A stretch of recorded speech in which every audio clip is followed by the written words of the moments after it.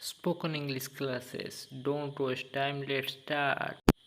ମୁଁ ଘରେ ନଥିଲି ଇଂଲିଶରେ କ'ଣ ହେବ I was not at home I was not at home then next ମୋର ମନେ ନାହିଁ I don't remember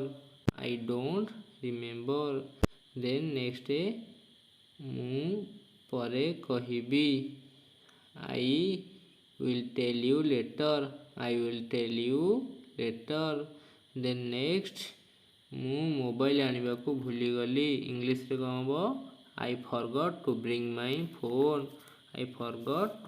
my phone then next ତୁମେ କିପରି ଭୁଲିଗଲ how did you forget then next ତୁମେ ସବୁବେଳେ ବାହାନା କର you always make excuses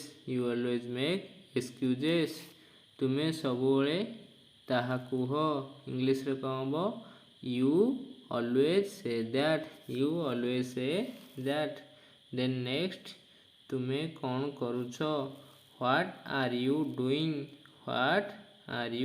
doing ତାପରେ ନେକ୍ସଟ ଆମେ ଦେଖିବା ତୁମେ ସବୁବେଳେ ମୋତେ ହସାଅ ୟୁ ଅଲୱେଜ୍ ମେକ୍ସ ମି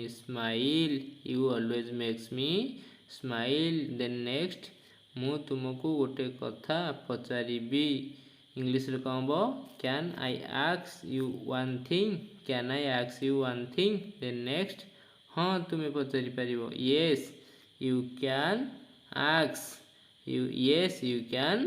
ଆକ୍ସ ଦେନ୍ ନେକ୍ସଟ ମୁଁ ତୁମ ପକ୍ଷରେ ଅଛି ଇଂଲିଶରେ କ'ଣ ହେବ I am on your side. ଇଂଲିଶରେ କ'ଣ ହେବ I am on your side. Thanks for watching my friends.